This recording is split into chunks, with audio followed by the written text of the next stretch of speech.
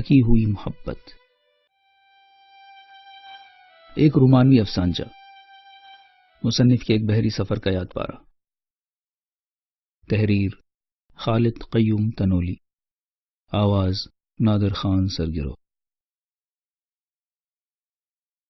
تو کیا تم وائلن بجا لیتے ہو؟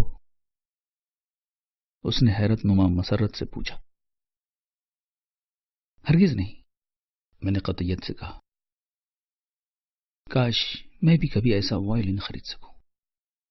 میری ممی مجھے ہر رات سونے سے پہلے بہت پیاری دھنیں سنایا کرتی تھی۔ اب نہ وہ وائلن رہا اور نہ میری ممی۔ میں نے دیکھا دو ننھے سے لاچار آنسو اس کے گالوں پر بے اختیار لڑک گئے۔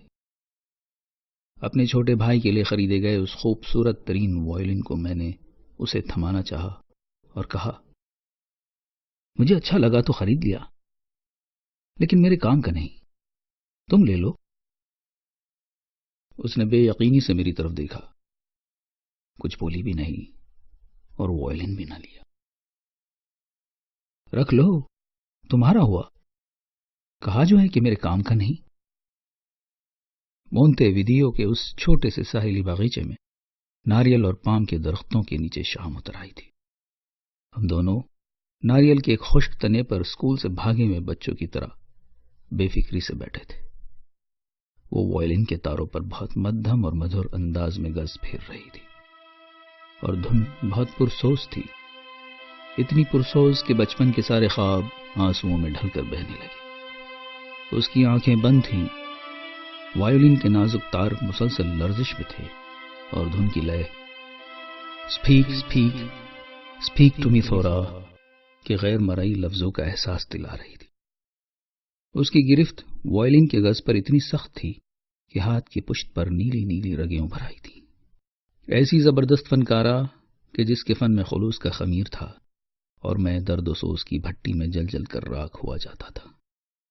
دھن کی لے بڑھتی گئی، حتیٰ کہ جو ہی اس نے سسکی سی بھری تو میں نے دیکھا گز وائلن کے تاروں میں الجھ گیا، تار ٹوٹ گئے، اور اسی لمحے سورج نے مغرب کے افق پر دم توڑ دیا۔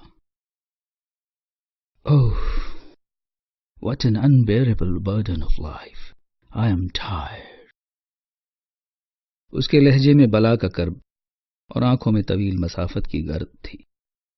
میری گود میں سر ڈالے وہ متواتر اسی ایک جملے کی گردان کیے جا رہی تھی، گویا دھن مجسم اضطراب ہو اور تاروں کے محبس سے آزاد ہو گئی ہو۔